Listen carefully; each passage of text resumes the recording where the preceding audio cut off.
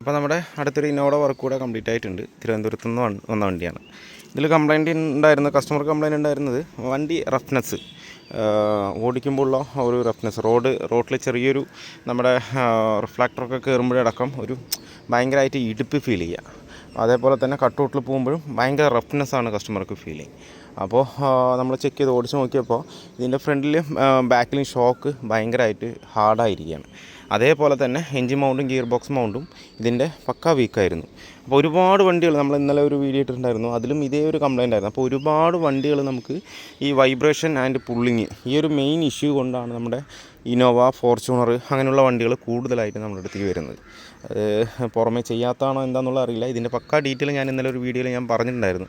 പക്ഷേ നമുക്ക് കൂടുതലും ഇങ്ങനെ കംപ്ലൈൻറ്റ് വരുന്നത് കൊണ്ട് നമ്മളത് റിപ്പീറ്റ് ചെയ്തിട്ട് കാര്യങ്ങൾ പറയുകയാണ്. കാരണം എന്താ വെച്ചാൽ നിങ്ങളിപ്പോൾ കേൾക്കുന്നവർക്കും ചിലപ്പോൾ ബോറായിരിക്കും. കാരണം എന്താ വെച്ച് കഴിഞ്ഞാൽ നമ്മൾ ചെയ്ത വർക്ക് തന്നെ ഇങ്ങനെ പറഞ്ഞുകൊണ്ടിരിക്കുമ്പോൾ അത് നിങ്ങൾക്കൊരു ഇതായിട്ട് തോന്നും. പക്ഷേ ഇതിപ്പോൾ ഈ ഒരു മേജർ വർക്കല്ല എന്നുണ്ടെങ്കിലും, ചെറിയൊരു വർക്കാണെന്നുണ്ടെങ്കിലും അത് ഇത്രയും ലോങ് എന്ന് പറഞ്ഞ് നമ്മളോട് ചെയ്യുമ്പോൾ അവർക്ക് ആ ഒരു ഡീസൽ ക്യാഷ് തന്നെ അവർക്ക് ഭയങ്കരമായിട്ട് നഷ്ടമാവുന്നുണ്ട്. അപ്പോൾ അത് കുറയ്ക്കാൻ വേണ്ടിയിട്ടാണ് നമ്മൾ ഈ വീഡിയോകളും എല്ലാ കാര്യങ്ങളും നമ്മൾ പക്ക ഡീറ്റെയിൽ ആയിട്ട് പറഞ്ഞു തരാൻ കാരണം അതാണ്. കാരണം എന്താ വെച്ചാൽ നമ്മളവിടെ തന്നെ പണിയണമെന്നില്ല, ഇത്രയും ലോങ് വന്ന് പണിയണമെന്നില്ല. നിങ്ങൾക്ക് അവിടെ തന്നെ ചെയ്യാവുന്ന ഓരോരോ ചെറിയ കാര്യങ്ങൾ.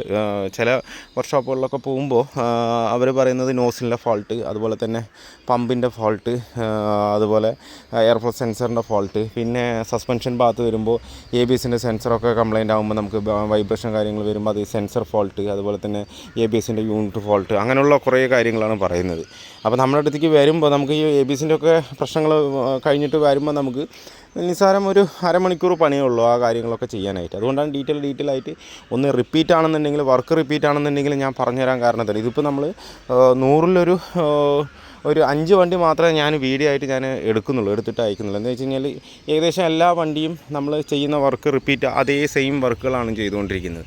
അപ്പോൾ അതുകൊണ്ട് നിങ്ങൾക്ക് കേൾക്കുമ്പോഴും കാണുമ്പോഴും ആ ഒരു എന്താ പറയുക, ചെയ്ത വർക്ക് തന്നെയാണ് അങ്ങനെയാണെന്നുള്ളൊരു തോന്നൽ വരാം. കാരണം എന്താ വെച്ച് കഴിഞ്ഞാൽ അത് റിപ്പീറ്റ് അങ്ങനെ വരുന്നത് കൊണ്ട് നമുക്കിവിടെ ചെയ്യാൻ ഈസിയാണ്. വന്നു കഴിഞ്ഞ് കഴിഞ്ഞാൽ ഇങ്ങനെയുള്ള പ്രോബ്ലമൊക്കെ നമുക്ക് ഒരു ദിവസം 1.5 ദിവസം കൊണ്ട് തീർക്കാൻ പറ്റും. പക്ഷേ അതിനുവേണ്ടി നമുക്ക് അത്രയും ലോങ് ഒന്ന് വരുന്നതെന്ന് പറയുമ്പോൾ ആ ഡീസൽ പൈസയും കാര്യം നമുക്ക് വരുന്നതിൽ സന്തോഷമാണുള്ളത്. എൻ്റെ അടുത്തേക്ക് വരുന്നതിൽ കംപ്ലൈൻറ്റ് വർക്കുകൾ വരുന്നതിൽ എനിക്ക് ഒരുപാട് സന്തോഷമുള്ളത്. അതേപോലെ തന്നെ എനിക്ക് റെയർ കംപ്ലൈൻറ്റ് കിട്ടുന്നതിലാണ് കൂടുതലും താല്പര്യം വണ്ടിയിൽ പണിയെടുക്കാനായിട്ട്. കാരണം എന്താ വെച്ച് കഴിഞ്ഞാൽ നമുക്കത് എന്താണെന്ന് ഡയഗ്നോസ് ചെയ്യാൻ പെട്ടെന്ന് എളുപ്പത്തിൽ പറ്റും. അപ്പോൾ ഇപ്പോൾ ABSൻ്റെ പ്രശ്നമാണെന്നുണ്ടെങ്കിലും ഈ ഒരു യൂണിറ്റ് മാറ്റണം എന്ന് പറയും. കമ്പനിയിലടക്കം ഒരു 10-12 വണ്ടിയോളം നമ്മുടെ അടുത്ത് വന്നിട്ട് ഈ ബ്രേക്ക് ചവിട്ടുമ്പോൾ, ഇറക്കത്തിൽ നിന്ന് ബ്രേക്ക് ചവിട്ടുമ്പോൾ ഒരു വൈബ്രേഷനും പെഡൽ വൈബ്രേഷനും ബ്രെന്ന് പറഞ്ഞിട്ടൊരു മൂളിച്ചു. അങ്ങനെ വരുമ്പോൾ കമ്പനിയിലടക്കം പറയുന്നത് അവർ ഈ ABSൻ്റെ യൂണിറ്റ് മാറ്റണം എന്നാണ് പറയുന്നത്. മാറ്റണം എന്നുണ്ടെങ്കിൽ ഏകദേശം 1.5 ലക്ഷം രൂപയോളം ചിലവ് വരുന്നുണ്ട് ഇത് മാറ്റാനായിട്ട്. പക്ഷേ ജസ്റ്റ് ഒരു ഓറിങ്ങിൻ്റെ പ്രശ്നം, അതൊരു സെറ്റിങ്ങിൻ്റെ പ്രശ്നം കൊണ്ടാണ് അത് അങ്ങനെ കംപ്ലൈൻറ്റ് വരുന്നത്. അപ്പോൾ അത് ഒന്ന് ശ്രദ്ധിച്ചാൽ തീരാവുന്നതേ ഉള്ളൂ കാര്യങ്ങൾ എന്താണെന്നുണ്ടെങ്കിൽ. പിന്നെ കംപ്ലൈൻറ്റ് ഉള്ള കാര്യം നമുക്ക് കംപ്ലൈൻറ്റ് അത് ചെയ്യാൻ വേണം. പക്ഷേ ഇന്നേ വരെ ഞാൻ ABSൻ്റെ യൂണിറ്റ്, ഇത്രയൊരു എക്സ്പീരിയൻസ് വെച്ചിട്ട് നമ്മൾ ABSൻ്റെ യൂണിറ്റ് ഇന്നേ വരെ ഞാൻ മാറ്റിയിട്ടില്ല. ഏതൊരു ഇന്നോവയിലും ABSൻ്റെ യൂണിറ്റ് മാറ്റി വേറൊരു പുതിയതായിട്ട് വെച്ചിട്ടേ ഇല്ല. കാരണം എന്താ വെച്ച് കഴിഞ്ഞാൽ അതിൽ അത്രത്തോളം കംപ്ലൈൻറ്റ് വരില്ല അതിനകത്ത്. അതൊക്കെ നമ്മൾ ഈ ടൊയോട്ടയുടെ പാർട്സിൽ ഏകദേശം സാധനങ്ങൾ നമുക്ക് പക്കാ ക്വാളിറ്റിയുള്ള സാധനങ്ങളാണ്. പെട്ടെന്ന് തന്നെ പോവില്ല. ഒരു 10 ലക്ഷം കിലോമീറ്റർ ഓടിയാലും അതിൻ്റെ ഭാഗത്ത് അതവിടെ കിടന്നോളും. അതുകൊണ്ടാണ് പറയുന്നത്. അപ്പോൾ മേജർ ഇഷ്യൂസ് നിങ്ങൾ ഇപ്പോൾ എൻ്റെ വീഡിയോ കാണുന്ന എൻ്റെ ആൾക്കാർ കൂട്ടുകാരന്മാരാണെങ്കിൽ ശരി, നിങ്ങൾ എന്തെങ്കിലും ഒരു മേജർ ഇഷ്യൂസ് കമ്പനിയിലോ ഷോറൂമിലോ അതേപോലെ തന്നെ പുറമെ വർക്ക്ഷോപ്പുകളിലോ പറയുകയാണെന്നുണ്ടെങ്കിൽ ഒന്ന് ജസ്റ്റ് ഒന്ന് മെസ്സേജ് ചെയ്യ്. അതിൻ്റെ എനിക്ക് പറ്റാവുന്ന രീതിയിൽ ഞാൻ പറഞ്ഞുതരാം. ആ ഒരു രീതി മാത്രം ചെയ്താൽ മതി. ചെയ്താൽ നമുക്ക് സോൾവ് ആകും. അപ്പോൾ പെട്ടെന്ന് പോയിട്ട് ആ ഒരു എമൗണ്ട് കൊടുത്ത് അത് ചെയ്ത് കഴിഞ്ഞ് കഴിഞ്ഞാൽ നമ്മുടെ കയ്യിൽ നിന്ന് ക്യാഷ് കൂടുതലും പോവുകയുള്ളൂ. അപ്പോൾ എന്ത് കംപ്ലൈൻറ്റ് ഉണ്ടെന്നുണ്ടെങ്കിലും, റയർ കംപ്ലൈൻറ്റ് ഉണ്ടെന്നുണ്ടെങ്കിലും ഒരുപാട് കാര്യങ്ങൾ, എനിക്കറിയാത്ത ഒരുപാട് കാര്യങ്ങൾ പുറമെ വർക്ക്ഷോപ്പുള്ള കാര്യങ്ങൾ ഷോറൂമിലാണെങ്കിൽ ചെയ്യുന്നുണ്ട്. അതൊക്കെ ഓരോ കാര്യങ്ങൾ നമ്മൾ പഠിച്ചു വരുന്നുള്ളൂ. കാരണം എന്താ വെച്ച് കഴിഞ്ഞാൽ നമ്മളെല്ലാം 100% ഓക്കെ അല്ല. എല്ലാ കാര്യങ്ങളും പഠിച്ച് ഓരോരോ കംപ്ലൈൻറ്റ് വരുമ്പോൾ ഓരോരുന്ന് പഠിച്ച് വരുന്നുള്ളൂ. പക്ഷേ നമുക്ക് വണ്ടി ഓടിച്ചാൽ അല്ലാന്നുണ്ടെന്നുണ്ടെങ്കിൽ വന്നു കഴിഞ്ഞാൽ പെട്ടെന്ന് തന്നെ ഡയഗ്നോസ് ചെയ്യാൻ പറ്റും. പറ്റും എന്താണെന്നുണ്ടെങ്കിലും. അപ്പോൾ അങ്ങനെയുള്ള കാര്യങ്ങൾ ശ്രദ്ധിക്കുക. അപ്പോൾ ഇതിൽ നമ്മൾ ചെയ്തിട്ടുള്ള ആ റഫ്നെസ്സാണ് കസ്റ്റമർ പറഞ്ഞത് തിരുവനന്തപുരത്ത് നിന്ന് ഒന്നാണ്. അപ്പോൾ നമ്മൾ അതിൻ്റെ ഫ്രണ്ടിലും റിയറിലും ഷോക്ക് മാറി ഷോക്ക് ഇട്ടിരിക്കുന്നത് ഗബ്രിയിലാണ്. അതിൻ്റെ മൗണ്ട് ഇട്ടിരിക്കുന്നത് ഒറിജിനൽ മൗണ്ടാണ് നമ്മളിതിനകത്ത് ഇട്ടിരിക്കുന്നത്. പിന്നെ അതേപോലെ തന്നെ ചെയ്തിരിക്കുന്നതെന്ന് പറഞ്ഞു കഴിഞ്ഞാൽ നേരത്തെ ഇതിൽ കഴിഞ്ഞ വീഡിയോയിൽ പറഞ്ഞ പോലെ തന്നെ ഒരു 1000 RPM പിടിക്കുമ്പോൾ വണ്ടി നല്ല മൂന്നൊരു മൂളിച്ചുണ്ടായിരുന്നു. അത് നമ്മൾ എൻജിൻ മൗണ്ടും ഗിയർ ബോക്സ് മൗണ്ടും മാറ്റിയപ്പോൾ അതിൻ്റെ കംപ്ലയിൻറ്റ് സോൾവ് ആയിട്ടുണ്ട്. ഞാൻ എപ്പോഴും പറയുന്ന പോലെ തന്നെ ഒരു 1,00,000 കിലോമീറ്റർ 1.5 ലക്ഷം കിലോമീറ്റർ ആയിക്കഴിഞ്ഞ് കഴിഞ്ഞാൽ ഒരു മേജർ സർവീസിൽ ഈ കാര്യങ്ങളൊക്കെ ഒന്ന് ഉൾപ്പെടുത്തുക. ഏത് മറ്റേ മൗണ്ടും ഇതുപോലെ ബുഷുകൾ. പിന്നെ ബോഡി ബുഷ് പെട്ടെന്ന് പോവില്ല.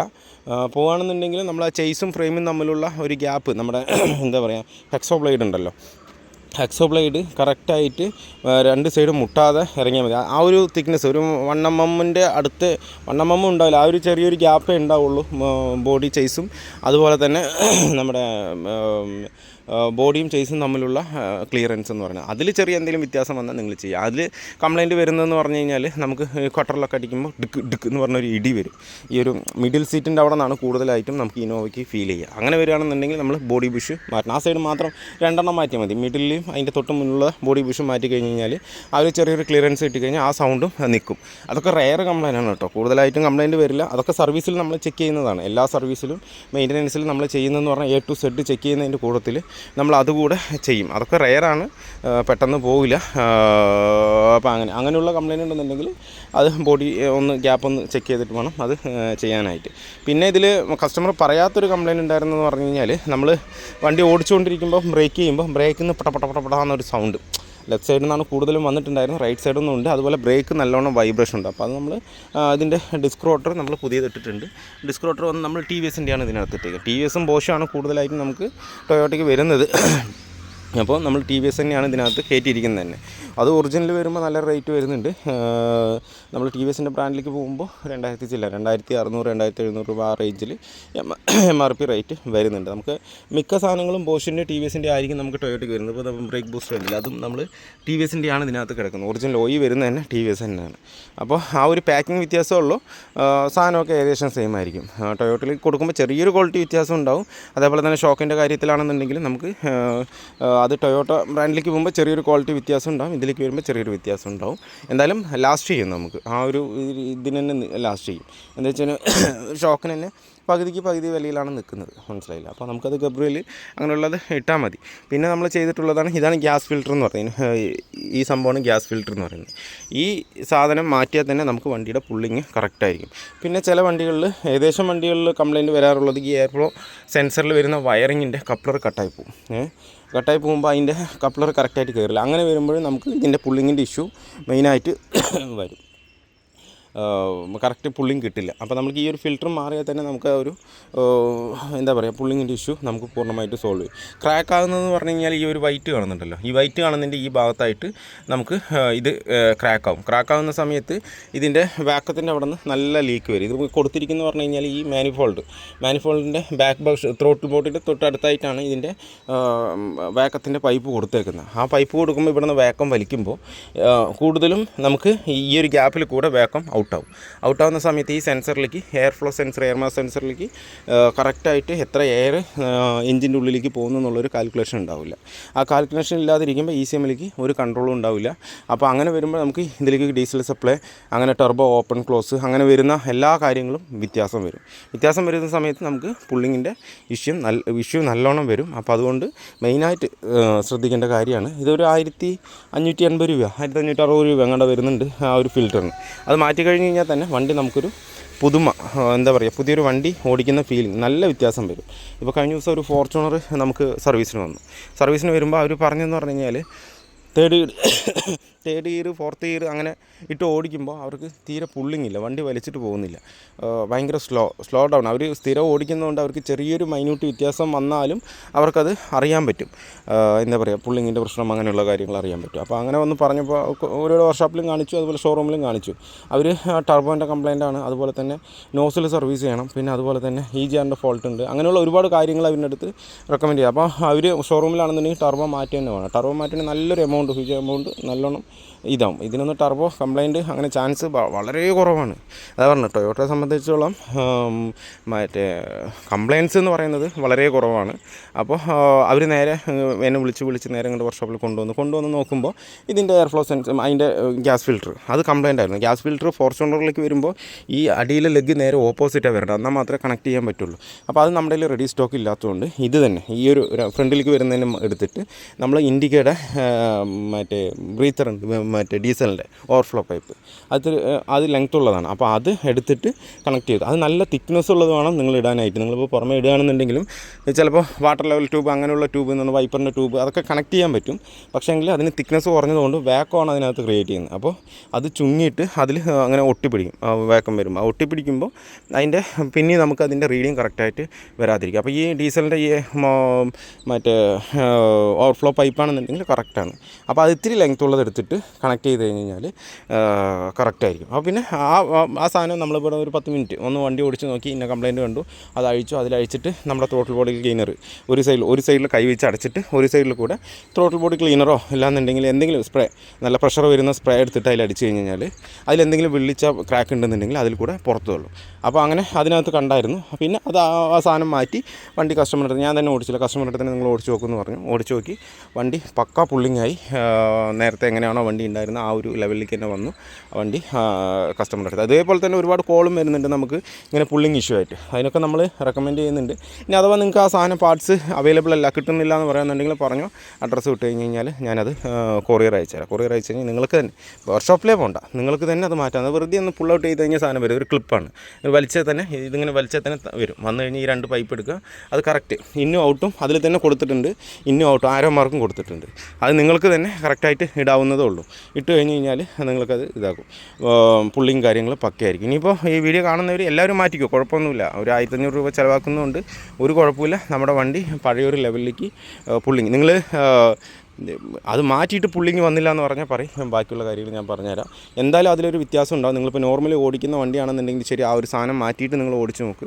എന്തായാലും വണ്ടിയുടെ പുള്ളിങ്ങിന് നല്ലോണം വ്യത്യാസം വരും. അപ്പോൾ അത് നമ്മളിതിനകത്ത് ചെയ്തിട്ടുണ്ട്. പിന്നെ അതുപോലെ തന്നെ EGR അതിൻ്റെ EGRൻ്റെ പൈപ്പും നമ്മൾ ക്ലീൻ ചെയ്തിട്ടുണ്ട്. ഈ EGR എന്ന് പറഞ്ഞാൽ വലിയ കോംപ്ലിക്കേറ്റഡ് ആയിട്ടുള്ള സംഭവമൊന്നുമല്ല. ഒരു പൈപ്പ് മാത്രമേ പോകുന്നുള്ളൂ EGR വാൾവിലേക്ക്. അത് അന്ന് ക്ലീൻ ചെയ്യുക. അതുപോലെ ത്രോട്ടിൽ ബോഡി ക്ലീൻ ചെയ്യുക, മാനിഫോൾഡ് ഒന്ന് അയച്ച് ക്ലീൻ ചെയ്യുക. അത് ചെയ്താൽ തന്നെ വണ്ടി ഒന്നുകൂടെ ഒരു ഇത്. അപ്പോൾ ഇന്നോവയ്ക്കൊന്നും മാനിഫോൾഡിൽ അത്രത്തോളം കാർബൺ ഡെപ്പോസിറ്റ് വരില്ല. സ്വിഫ്റ്റ് അങ്ങനെയുള്ള വണ്ടികളാണ് കൂടുതലായിട്ടും വരുന്നത്. ഇതിനൊന്നും അങ്ങനെയൊന്നും കാർബൺ ഡെപ്പോസിറ്റോ കാര്യങ്ങളൊന്നും ഒരുപാടായിട്ട് വരില്ല. അപ്പോൾ അതുകൊണ്ട് മേജറായിട്ട് ചെയ്യേണ്ട ആവശ്യമില്ല. നമ്മളപ്പോൾ EGR ചെയ്തിട്ടുണ്ട്. അതുപോലെ തന്നെ എയർ ഫ്ലോ സെൻസർ, ഗ്യാസ് ഫിൽറ്ററും മാറിയിട്ടുണ്ട്. Engine mount, gear box mount, shock mount, rear shock, ഇത്രയും വർക്ക് നമ്മളിതിനകത്ത് ചെയ്തിട്ടുണ്ട്. ഇപ്പോൾ വണ്ടി ഓടിച്ച് നോക്കുമ്പോൾ കസ്റ്റമർ പറഞ്ഞ എല്ലാ കംപ്ലയിൻറ്റും സോൾവ് ആയിട്ടുണ്ട്. കൂടെ നമുക്ക് എക്സ്ട്രാ പുള്ളിങ്ങും ഇതിനകത്ത് വന്നിട്ടുണ്ട്. കസ്റ്റമർ പറയാത്ത കംപ്ലയിൻ്റ് എന്ന് പറഞ്ഞു കഴിഞ്ഞാൽ നമ്മൾ ഓടിച്ച് നോക്കിയപ്പോൾ കിട്ടിയത് അതിൻ്റെ ഡിസ്ക് റോട്ടർ കംപ്ലയിൻ്റ് ഉണ്ടായിരുന്നു. അതും കൂടെ മാറ്റിയപ്പോൾ ആ ഒരു പ്രശ്നം കൂടെ സോൾവ് ആയിട്ടുണ്ട്. വണ്ടി പക്ക. ഇനിയിപ്പോൾ ഒന്ന് വണ്ടി വാട്ടർ വാഷ് ചെയ്തിട്ട് നമുക്ക് വണ്ടി ഡെലിവറി ചെയ്യാം. അപ്പോൾ എല്ലാവരും ശ്രദ്ധിക്കുക, പുള്ളിങ്ങിൻ്റെ ഇഷ്യൂ ഉണ്ടെന്നുണ്ടെങ്കിൽ ഇങ്ങനെ ചെയ്യുക. അതേപോലെ തന്നെ എന്തെങ്കിലും മേജർ ഇഷ്യൂസ് കമ്പനിയിലോ എന്തെങ്കിലും പറയുകയാണെന്നുണ്ടെങ്കിൽ ജസ്റ്റ് ഒന്ന് വാട്സപ്പിൽ മെസ്സേജ് അയക്കി, ഞാൻ അതിനുള്ള റിപ്ലൈ തരാം. നിങ്ങളത് മാത്രം ചെയ്താൽ മതി. അതല്ല നിങ്ങൾ വണ്ടി ഇങ്ങോട്ട് കൊണ്ടുവരാണെന്നുണ്ടെങ്കിൽ കൊണ്ടുവന്നോളാം. മെക്കാനിക്കൽ വർക്കിന് നിങ്ങൾക്ക് എപ്പോൾ വേണമെങ്കിലും വരാം. പക്ഷേ 1 ദിവസം 2 ദിവസം തരുന്നത് പോലെ ആയിരിക്കണം വണ്ടി കൊണ്ടുവരേണ്ടത്. എന്നാൽ മാത്രമേ നമുക്ക് അതിൽ കൂടുതൽ അഡീഷണൽ വേറെ എന്തെങ്കിലും കംപ്ലയിൻറ്റ് ഉണ്ടെങ്കിലും എന്തെങ്കിലും ഒരു ഇഷ്യൂ ഉള്ളിൽ നമുക്ക് ഇനിയിപ്പോൾ സൗണ്ടുള്ള കാര്യങ്ങളുണ്ടെങ്കിൽ എനിക്ക് ചെയ്യാൻ പറ്റുള്ളൂ. അപ്പോൾ ആ ഒരു ടൈമും കൂടെ തന്നു കഴിഞ്ഞാൽ നമുക്ക് ഇതാവും. പിന്നെ നിങ്ങൾ വന്ന് നിന്ന് ചെയ്തു പോകുകയാണെന്നുണ്ടെങ്കിൽ നിങ്ങൾക്കുണ്ടാകുന്ന കംപ്ലയിൻറ്റ് മാത്രമേ എനിക്ക് സോൾവ് തരാൻ പറ്റുള്ളൂ. ഞാൻ ഓടിച്ച് നോക്കിയിട്ട് എന്തെങ്കിലും ഫോൾട്ട് ഉണ്ടെങ്കിൽ എനിക്കത് റെക്ടിഫൈ ചെയ്യാൻ പറ്റില്ല, അതിനുള്ള സമയം കിട്ടില്ല. അപ്പോൾ അതുകൊണ്ട് വണ്ടി തരുമ്പോൾ ലോങ്ങിൽ നിന്ന് വരുന്ന ആൾക്കാർക്കാണെന്നുണ്ടെങ്കിലും 2-3 ദിവസം തരുന്നത് പോലെ ആക്കി കഴിഞ്ഞാൽ വണ്ടി പക്കയാക്കി. വീഡിയോ എല്ലാവർക്കും ഇഷ്ടമല്ലെന്ന് ലൈക്ക് ചെയ്യുക, ഷെയർ ചെയ്യുക, സബ്സ്ക്രൈബ് ചെയ്യാതെ വീഡിയോ ആണെങ്കിൽ ഒന്ന് സബ്സ്ക്രൈബ് സപ്പോർട്ട് ചെയ്യുക. അപ്പോൾ മറ്റൊരു വീഡിയോയിൽ കാണുന്നവരെ എല്ലാവർക്കും ബൈ.